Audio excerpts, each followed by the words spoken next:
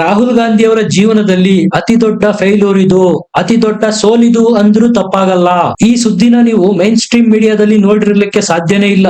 ಈ ಎಲೆಕ್ಷನ್ ನ ಮಹತ್ವ ಎಷ್ಟಿದೆ, ಯಾವುದಿದು ಚುನಾವಣೆ, ಜನ್ಸಿ ವೋಟ್ಗಳನ್ನ ಬಿಜೆಪಿ ಗೆದ್ದಿದ್ದೇಗೆ, ಎಲ್ಲಾ ಸೀಟ್ಗಳನ್ನ ಬಿಜೆಪಿ ಕ್ಲೀನ್ ಸ್ವೀಪ್ ಮಾಡಿ ಗೆದ್ದಿದ್ದೇಗೆ, ಜನ್ಸಿಯನ್ನ ಬಡಕಾಯಿಸಿ ರೋಡಿಗಿಳಿರಿ ಅಂತ ಉತ್ತೇಜನ ಕೊಡ್ತಾ ಇದ್ದ ರಾಹುಲ್ ಗಾಂಧಿ ಅವರಿಗೆ ಮೊನ್ನೆ ತಾನೇ ನಡೆದಂತಹ ದಿಲ್ಲಿ ಯೂನಿವರ್ಸಿಟಿ ಎಲೆಕ್ಷನ್ ನಲ್ಲಿ ಕಾಂಗ್ರೆಸ್ ಪಕ್ಷಕ್ಕೆ ಹೀನಾಯ ಸೋಲಾಗಿದೆ. ಬಿಜೆಪಿಗೆ ದಿಗ್ವಿಜಯ ಸಿಕ್ಕಿದೆ ಡೆಲ್ಲಿನಲ್ಲಿ. ಈಗ ದಕ್ಷಿಣ ಭಾರತದಲ್ಲಿ ಮತ್ತೊಂದು ಚುನಾವಣಾ ಸೋಲು. ಅದು ಈ ಎಲೆಕ್ಷನ್ ಸೋಲಿದೆಯಲ್ಲ, ಅವರದ್ದೇ ಆಳ್ವಿಕೆ ಇರ್ತಕ್ಕಂತಹ ರಾಜ್ಯದಲ್ಲಿ ಆಗಿರೋದು. ಹೋದಲ್ಲಿ ಬಂದಲ್ಲಿ ಇದೇ ರಾಜ್ಯದ ಹೆಸರೇಳಿ ರಾಹುಲ್ ಗಾಂಧಿ ಅವರು ಪ್ರಚಾರ ಮಾಡ್ತಾ ಇದ್ರು. ಇದು ನೋಡಿ ನಮ್ಮ ವಿಕಾಸದ ಮಾದರಿ ಅಂತೇಳಿ ಪುಂಗಿದ್ದು ಅದೇ ರಾಜ್ಯದಲ್ಲಿ ಈಗ ರಾಹುಲ್ ಗಾಂಧಿ ಅವರಿಗೆ ಹೀನಾಯ ಸೋಲು. ಅವರದ್ದೇ ಮುಖ್ಯಮಂತ್ರಿಗಳಿಂದ back to back Rahul Gandhi ಅವರಿಗೆ 8 ಆಘಾತಗಳು. ಇದು ಲೇಟೆಸ್ಟ್ ತಾಜಾ ಚುನಾವಣೆ. ರಾಹುಲ್ ಗಾಂಧಿ ಅವರ ಸೋಲಿನ ಸರಣಿಗೆ ಮತ್ತೊಂದು ಎಲೆಕ್ಷನ್ ನ ಸೋಲು ಸೇರ್ಪಡೆಯಾಗಿದೆ. ಹೋದಲ್ಲಿ ಬಂದಲ್ಲೆಲ್ಲ ರಾಹುಲ್ ಗಾಂಧಿ ಅವರು ಹೇಳ್ತಾ ಇದ್ದಿದ್ದು ಒಂದೇ ಮಾತು, ತೆಲಂಗಾಣ ಮಾಡಲು. ಒಂದ್ ಕ್ಯಾಸ್ಟ್ ಸೆನ್ಸಸ್ ಆದ್ರೂ ತೆಲಂಗಾಣ ಮಾಡಲ್ ತರ್ತಾ ಇದ್ರು. ಉತ್ತರ ಪ್ರದೇಶ ಬಿಹಾರನ ಟಾರ್ಗೆಟ್ ಮಾಡೋದಿದ್ರು, ಅಲ್ಲೂ ತೆಲಂಗಾಣ ಮಾಡಲು. ಎಲ್ಲೇ ಚುನಾವಣಾ ಪ್ರಚಾರ ಮಾಡ್ಲಿ ಎಲ್ಲ ಕಡೆ ತೆಲಂಗಾಣ ಮಾಡಲು. ಈ ಸ್ಟೇಟ್ಮೆಂಟ್ ಗಳನ್ನ ಕೇಳಿ ರಾಹುಲ್ ಗಾಂಧಿ ಅವರದ್ದು ನಿಮಗೆ ಗೊತ್ತಾಗತ್ತೆ ಈ ಚುನಾವಣಾ ಸೋಲು ಎಂತಹ ಆಘಾತ ಕೊಟ್ಟಿದೆ ಅವರಿಗೆ. ಬೇರೆ ರಾಜ್ಯಗಳಲ್ಲಿ ಪ್ರಚಾರ ಮಾಡುವಾಗ ತೆಲಂಗಾಣ ಮಾಡೆಲ್ ನ ಅಪ್ಲೈ ಮಾಡ್ತೀವಿ ಅಂತೇಳಿ ಸ್ಟೇಟ್ಮೆಂಟ್ ಗಳನ್ನ ಕೊಡೋರು ರಾಹುಲ್ ಗಾಂಧಿ. ಇನ್ನು ಮುಂದೆ ನಾವು ಅಧಿಕಾರಕ್ಕೆ ಬಂದ್ರೆ ಕ್ಯಾಸ್ಟ್ ಸೆನ್ಸಸ್ ಮಾಡಲಾಗುತ್ತೆ, ಅದಕ್ಕೆ ತೆಲಂಗಾಣ ಮಾಡೆಲ್ ನ ಬ್ಲೂ ಪ್ರಿಂಟ್ ನಲ್ಲೇ ಮಾಡಲಾಗುವುದು ಅಂತಾನು ಹೇಳಿದ್ರು. ನೆನ್ಪಿಟ್ಕೊಳ್ಳಿ, ಪೂರ್ತಿ ಭಾರತದಾದ್ಯಂತ 3 ರಾಜ್ಯಗಳಲ್ಲಿ ಕಾಂಗ್ರೆಸ್ ಇರೋದು, ಕರ್ನಾಟಕ, ತೆಲಂಗಾಣ ಮತ್ತು ಹಿಮಾಚಲ ಪ್ರದೇಶ. ಬೇರೆ ರಾಜ್ಯಗಳಲ್ಲೂ ಇದಾವೆ, ಆದ್ರೆ ಅದು ಕೋಲಿಷನ್ ಗವರ್ನಮೆಂಟ್. ಅಲ್ಲಿ ಕಾಂಗ್ರೆಸ್ ಆಟಕ್ಕುಂಟು ಲೆಕ್ಕಕ್ಕಿಲ್ಲ.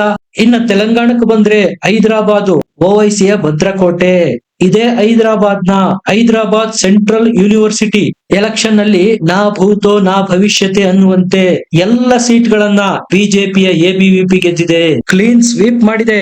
ಇದನ್ನು ನೋಡಿ ರಾಹುಲ್ ಗಾಂಧಿ ಅವರಷ್ಟೇ ಅಲ್ಲ, ಪೂರ್ತಿ ಕಾಂಗ್ರೆಸ್ ಪಕ್ಷನೇ ಮೂರ್ಛೆ ಹೋಗ್ಬಿಟ್ಟಿದೆ. ಇದೇನಾಯ್ತು, ಮೊನ್ನೆ ತಾನೇ ದಿಲ್ಲಿ ಯೂನಿವರ್ಸಿಟಿ ಎಲೆಕ್ಷನ್ ನಲ್ಲೂ ಹೀನಾಯ ಸೋಲಾಗಿತ್ತು. ನಮ್ಮದೇ ಆಡಳಿತ ಇರ್ತಕ್ಕಂತಹ ತೆಲಂಗಾಣದ ಹೈದರಾಬಾದ್ ಸೆಂಟ್ರಲ್ ಯೂನಿವರ್ಸಿಟಿ ಎಲೆಕ್ಷನ್ ನಲ್ಲೂ ಹೀನಾಯ ಸೋಲಾಯ್ತಲ್ಲ. ವಯಸ್ಸು 56 ವರ್ಷ ಆಗಿದೆ, ಆದ್ರೂ ನಾನಿನ್ನು ಯುವಕ ಅನ್ನುವ ರೀತಿನಲ್ಲೇ ಮಾತಾಡ್ತಾರೆ ರಾಹುಲ್ ಗಾಂಧಿ.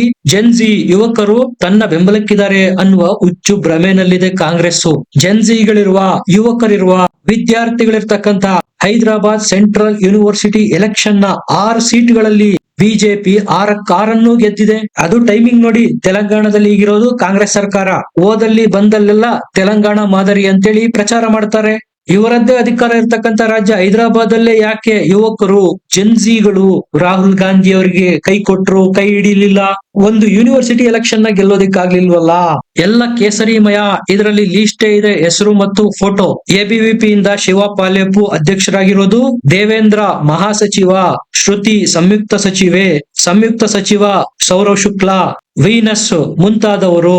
ಒಂದು ಸೀಟ್ಗಳಲ್ಲೂ ಕಾಂಗ್ರೆಸ್ ಗೆಲ್ಲೋದಿಕ್ಕೆ ಸಾಧ್ಯನೇ ಆಗಿಲ್ಲ ನೋಡಿ. ಇದು ನೋಡಿ ಅಸಲಿಗೆ ಪ್ರಚಂಡ ಜಯ ಸುನಾಮಿ. 2024ರ ಲೋಕಸಭಾ ಚುನಾವಣೆಯಲ್ಲಿ ಮೋದಿಗೆ ಸ್ವಲ್ಪ ಹಿನ್ನಡೆಯಾಗಿದ್ದಕ್ಕೆ ಇವರು ಆಲ್ರೆಡಿ ಶರಾ ಬರೆದು ಬಿಟ್ರು. ಮೋದಿಯ ಕೊನೆಯ ದಿನಗಳ ಕೌಂಟ್ ಡೌನ್ ಶುರುವಾಗಿದೆ ಅಂತ. ಹೈದರಾಬಾದ್ ಯೂನಿವರ್ಸಿಟಿ ಎಲೆಕ್ಷನ್ ನಲ್ಲಿ ಬಿಜೆಪಿಯ ಎಬಿವಿಪಿ ಏನೋ 6 ಸೀಟ್ಗಳನ್ನ ಗೆಲ್ತು. ಕಾಂಗ್ರೆಸ್ನ ಎನ್ಎಸ್ಯುಎ ಪರಿಸ್ಥಿತಿ ಏನಾಗಿದೆ ಕೇಳಿ. ನೋಟಾಗಿಂತ ಕಡಿಮೆ ಮತಗಳು ಬಿದ್ದಿರೋದು ಕಾಂಗ್ರೆಸ್ಗೆ. ಹಾಗಾಗಿ ನಾನು ಹೇಳಿದ್ದು, ರಾಹುಲ್ ಗಾಂಧಿ ಅವರಿಗೆ ಇದಕ್ಕಿಂತ ದೊಡ್ಡ ಸೋಲು ಮತ್ತೊಂದಿರಲಿಕ್ಕೆ ಸಾಧ್ಯನೇ ಇಲ್ಲ. ಇದೇ ಜೆನ್ಜಿಗಳು, ಯಂಗ್ಸ್ಟರ್ ಗಳೇ ಕೈ ಎತ್ತಿದ್ದಾರೆ ಕಾಂಗ್ರೆಸ್ ಪಕ್ಷಕ್ಕೆ. ಎಷ್ಟರ ಮಟ್ಟಿಗೆ ಬಿಜೆಪಿ ವೋಟ್ ಹಾಕಿದಾರಪ್ಪ ಅಂದ್ರೆ, ನೋಟಾಗಿಂತ ಕಡಿಮೆ ವೋಟ್ಗಳು ಬೀಳುವಂತೆ ಕಾಂಗ್ರೆಸ್ಗೆ. ಇನ್ನೂ ಒಂದು ಆಘಾತ ಕೈಪಡೆಗೆ ಇವ್ರು ಏನ್ ಮಾಡ್ತಾ ಇದ್ರು, ಬಿಜೆಪಿಗೆ ಏನಾದ್ರೂ ವೋಟ್ ಬೀಳುತ್ತೆ ಅಂತ ಗೊತ್ತಾದ್ರೆ ಎಡಪಕ್ಷಗಳ ಜೊತೆಗೂ ಮೈತ್ರಿ ಮಾಡ್ಕೊಳ್ತಾ ಇದ್ರು. ನಿಮ್ಮವ್ರ್ ಗೆಲ್ಲೋದಕ್ಕಾಗದೇ ಇದ್ರೆ ನಮಗೆ ಸಪೋರ್ಟ್ ಮಾಡಿ, ನಮ್ಮವ್ರ್ ಗೆಲ್ಲೋದಕ್ಕಾಗದೇ ಇದ್ರೆ ನಿಮಗೆ ಸಪೋರ್ಟ್ ಮಾಡ್ತೇವೆ. ಒಟ್ಟಲ್ಲಿ ಬಿಜೆಪಿ ಬೆಂಬಲಿತ ಅಭ್ಯರ್ಥಿಗಳು ಗೆಲ್ಬಾರ್ದು, ಈ ರೀತಿಯ ಕೋಆರ್ಡಿನೇಷನ್ ಮಾಡಿಕೊಂಡು ಚುನಾವಣೆ ಎದುರಿಸಿದ್ರು. ಆದ್ರೂ 1 ಸೀಟನ್ನು ಗೆಲ್ಲೋದಿಕ್ಕಾಗ್ಲಿಲ್ಲ. ಇವ್ರು ಯಾರೆಲ್ಲ ಒಳ ಒಪ್ಪಂದ ಮಾಡ್ಕೊಂಡಿದ್ರು ಎಲ್ರೂ ಸೋತಿದ್ದಾರೆ. Student federation of India, student front, DSF, students union, DSU, ಇವರೆಲ್ಲರೂ ಒಂದಾಗಿ ಅನನ್ಯ ದಾಸ್ ಅನ್ನುವ ಅಭ್ಯರ್ಥಿಯನ್ನು ನಿಲ್ಲಿಸಿದ್ರು. ಆದ್ರೆ ರಿಸಲ್ಟ್ ಬಂದಾಗ ಸೋತಾಗಿತ್ತು. ಇಲ್ಲಿ ಕಾಂಗ್ರೆಸ್ ತಾನೊಂದೇ ಮುಳುಗಿಲ್ಲ, ತನ್ನ ಜೊತೆಗೆ ಯಾರೆಲ್ಲ ಆಸರೆಗೆ ನಿಂತಿದ್ರು ಅವರನ್ನೆಲ್ಲ ಸೇರಿಸಿಕೊಂಡು ಮುಳುಗಿದೆ. ಇದೇ ಹೈದರಾಬಾದ್ ಸೆಂಟ್ರಲ್ ಯೂನಿವರ್ಸಿಟಿನಲ್ಲಿ ಎಡಪಂಥೀಯರು, ಕಾಂಗ್ರೆಸ್ ಬೆಂಬಲಿತರು ಸಾಕಷ್ಟು ವರ್ಷಗಳಿಂದ ಅಧಿಕಾರದಲ್ಲಿದ್ರು. ನಾನು 2019ರಿಂದ ಮಾತಾಡ್ತಾ ಇರೋದು. 19, 20, 21, 22 ಇವರದ್ದೇ ಆಳ್ವಿಕೆ ಇದ್ದಿದ್ದು, ಇವರದ್ದೇ ಬಲ ಜಾಸ್ತಿ ಇದ್ದಿದ್ದು ಹೈದರಾಬಾದ್ ನ ಸೆಂಟ್ರಲ್ ಯೂನಿವರ್ಸಿಟಿನಲ್ಲಿ. ಎಲ್ಲಿ ನೋಡಿದ್ರು NSUI, SFI, ASU, DSU ಇವರೇ ಅಧಿಕಾರದಲ್ಲಿ ಇರ್ತಾ ಇದ್ದಿತ್ತು. ಹಾಗಾದ್ರೆ ದಿಢೀರ್ ಅಂತ ಈ ಬದಲಾವಣೆಗೆ ಏನ್ ಕಾರಣ?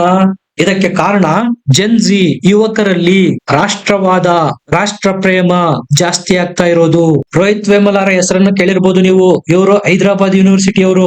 ರೋಹಿತ್ ವೇಮುಲಾರ ಆತ್ಮಹತ್ಯೆಯನ್ನ ಸೀದಾ ಪ್ರಧಾನ ಮಂತ್ರಿ ಮೋದಿ ಮತ್ತು ಅವರ ಗವರ್ನಮೆಂಟ್ ಗೆ ಕನೆಕ್ಷನ್ ಕೊಟ್ಟಿದ್ರು.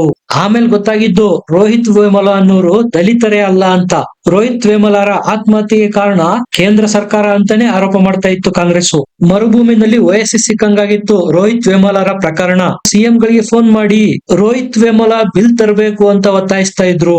ಯಾರಿ ರೋಹಿತ್ ವೇಮುಲಾ? ಹೈದರಾಬಾದ್ ಯೂನಿವರ್ಸಿಟಿನಲ್ಲಿ 2015ರಲ್ಲಿ PhD ಮಾಡ್ತಾ ಇದ್ದವರು. ಅಂದ್ರೆ ದಲಿತ ಓಟ್ಗಳ ಮೇಲೆ ಕಣ್ಣಿಟ್ಟು ಕಾಂಗ್ರೆಸ್ ಈ ಪ್ರಯತ್ನ ಮಾಡಿತ್ತು.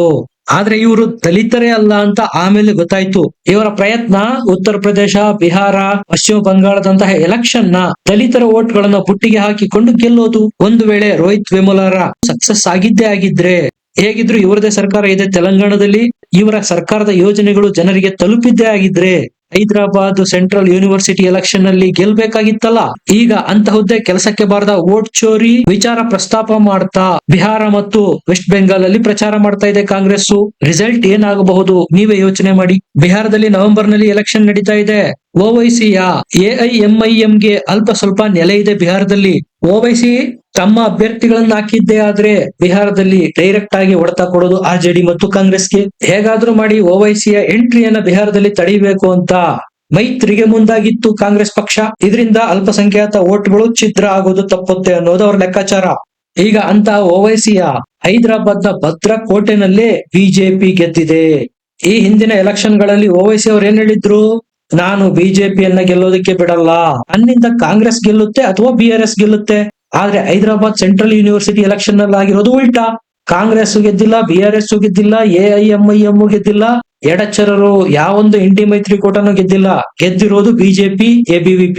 ಸ್ನೇಹಿತರೆ, ಇವರು ಮೇಲ್ನೋಟಕ್ಕೆ ಒಬ್ಬರನ್ನೊಬ್ರು ವಿರೋಧ ಮಾಡಿದವರಂತೆ ಕಾಣ್ತಾರೆ, ಆದ್ರೆ ಒಳಗೆ ಒಳ ಒಪ್ಪಂದ ಮಾಡ್ಕೊಂಡಿರ್ತಾರೆ. ಆದ್ರೂ ಅದ್ ಯಾವ ಒಳ ಒಪ್ಪಂದನೂ ವರ್ಕ್ ಆಗಿಲ್ಲ. ನೋಟಾಗಿಂತ ಕಡಿಮೆ ಓಟ್ಗಳು ಬಂದಿದಾವೆ ಅಂದ್ರೆ ಲೆಕ್ಕ ಹಾಕಿ. ಎಲ್ಲ ಒಂದಾಗಿದ್ದು ವ್ಯರ್ಥ ಪ್ರಯತ್ನ ಆಗೋಗಿದೆ. ರಾಹುಲ್ ಗಾಂಧಿ ಅವರು ಟ್ವೀಟ್ ಮಾಡ್ತಾರೆ, ಜೆನ್ಜಿ ಹೋರಾಟ ಕಿಳಿಬೇಕು, ಬೀದಿಗಿಳಿಬೇಕು, ನಮ್ಮ ಬೆಂಬಲ ಅವರಿಗಿದೆ.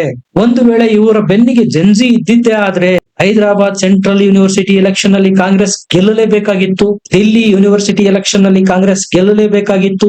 ಸೌತ್ ಇಂಡಿಯಾದಲ್ಲಿ ಬಿಜೆಪಿ ಕರ್ನಾಟಕ ಬಿಟ್ರೆ ಜಾಸ್ತಿ ಕಾನ್ಸಂಟ್ರೇಟ್ ಮಾಡ್ತಾ ಇರೋ ರಾಜ್ಯ ತೆಲಂಗಾಣ. ಮುಂದಿನ ಅವರ ಟಾರ್ಗೆಟ್ ತೆಲಂಗಾಣ ವಿಧಾನಸಭೆಯಲ್ಲಿ ಅಧಿಕಾರ ಹಿಡಿಬೇಕು ಅನ್ನೋದು. ಅದರ ಮುನ್ಸೂಚನೆ ಇದು. ಹೈದರಾಬಾದ್ ಸೆಂಟ್ರಲ್ ಯೂನಿವರ್ಸಿಟಿ ಎಲೆಕ್ಷನ್ ನ ದಿಗ್ವಿಜಯ. ಒಟ್ಟು 81% ವೋಟ್ ಆಗಿರೋದು. 6 ಸೀಟ್ಗಳಿಗೆ 169 ಜನ ಕಂಟೆಸ್ಟ್ ಮಾಡಿದ್ದು, 6ಕ್ಕೆ6 ಬಿಜೆಪಿ ಗೆದ್ದಿರೋದು. ಈಗ ಹೇಳಿ, ಜೆನ್ಜಿ ಮೋದಿ ಬೆನ್ನಿಗಿದೆಯಾ, ರಾಹುಲ್ ಗಾಂಧಿ ಅವರ ಬೆನ್ನಿಗಿದೆಯಾ? ಕಮೆಂಟ್ ಮಾಡಿ, ಲೈಕ್ ಮಾಡಿ, ಚಾನೆಲ್ ನ ಸಬ್ಸ್ಕ್ರೈಬ್ ಮಾಡಿ. ಮತ್ತೆ ಸಿಗೋಣ. ನಮಸ್ಕಾರ.